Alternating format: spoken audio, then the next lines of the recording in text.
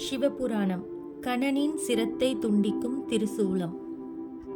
சிவபெருமானும் கார்த்திகேயனின் விருப்பத்தை ஏற்று சிவகணங்களை வென்றுவிட்டோம் என்ற எண்ணத்தில் நிற்கும் அந்த பாலகனுக்கு தகுந்த பாடங்களை புகட்டிவிட்டு வருவாயாக என கூறி தன்னுடைய புதல்வனை ஆசி கூறி அனுப்பினார். சிவகணங்களை தன் தாய் அளித்த தண்டாயுதத்தால் விரட்டிவிட்ட கணன் வேலன் எதிரில் வருவதைக் கண்டு தயங்கி நின்றான். ஏனென்றால் எதிரில் நிற்பவர் பார்வதி தேவியின் புதல்வன் அல்லவா?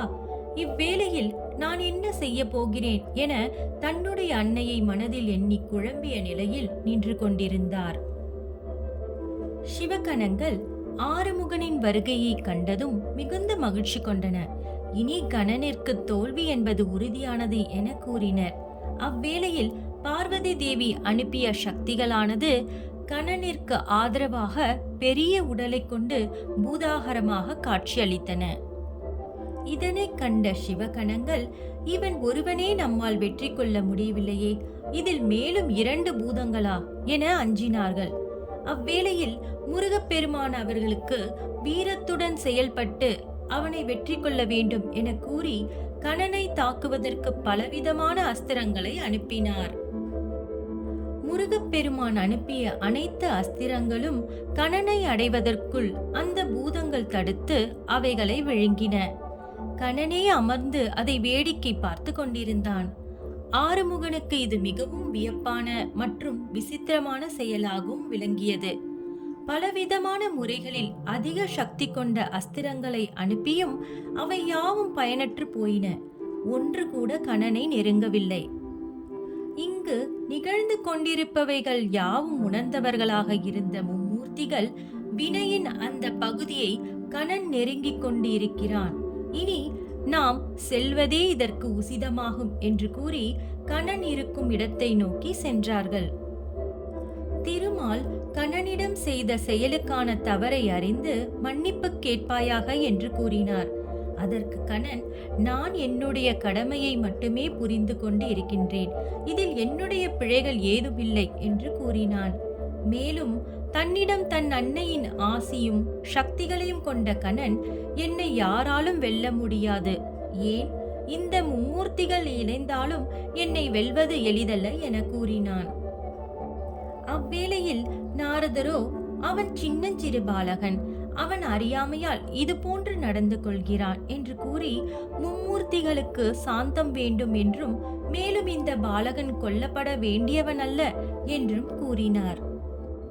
ஆனால் பாலகனின் கூற்றுகளே மும்மூர்த்திகளையும் சினங்கொள்ள செய்தன. பின் திருமால் ஆறுமுகனுக்கு துணையாக தனது சக்கராயுதத்தை அனுப்பி கணனுக்கு துணையாக இருந்த சக்திகளை அழித்தார்.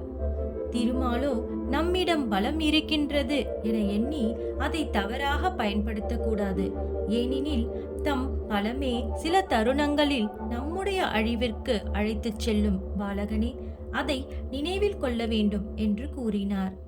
இருப்பினும் கணன் அதை பொருட்படுத்தாது இருந்தான். தனியாக நின்ற கணனோ, என்னை வெல்வது என்பது எவராலும் இயலாத செயலாகும். என் அன்னையின் பரிபூர்ண ஆசியுடன் உங்கள் அனைவரையும் என்னால் வெல்ல இயலும் என்று இருமாப்பு கொண்டிருந்தான். இனியும் பொறுமை காத்தல் இயலாது என்பதை அறிந்த சிவபெருமான், உன்னுடைய மனதில் கொண்ட அகம்பாவம் அழிந்தால் நீ எல்லோராலும் போற்றப்படுவாய் என்றார்.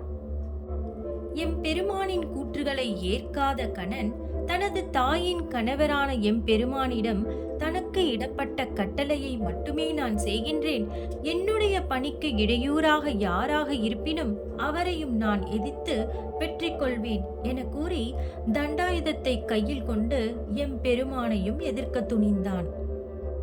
இனி எவரும் என்னை கடந்து செல்ல இயலாது என்று தண்டாயுதத்தை கையில் கொண்டு அங்கிருந்த எம்பெருமானான சிவபெருமானை எதிர்த்து தன் கையில் இருந்த தண்டாயுதத்தை அனுப்பினான் கணன். சர்வ வல்லமை கொண்ட எம்பெருமானை நோக்கி அனுப்பப்பட்ட தண்டாயுதமானது அக்னியால் எரிந்து சாம்பலானது. அதை கண்ட கணனோ என்ன செய்வது என அறியாமல் நின்றான். இதுவரை பாலகன் என எண்ணி பொறுமை காத்த சிவபெருமான் இச்செயலால் மிகுந்த கோபம் கொண்டார். அத்தருணத்தில் எவராலும் தடுக்க இயலாத வல்லமை கொண்டவராகவும் தனது கரங்களில் இருந்த திரிசூலத்தை ஏந்தி கணனை நோக்கி அனுப்பினார்.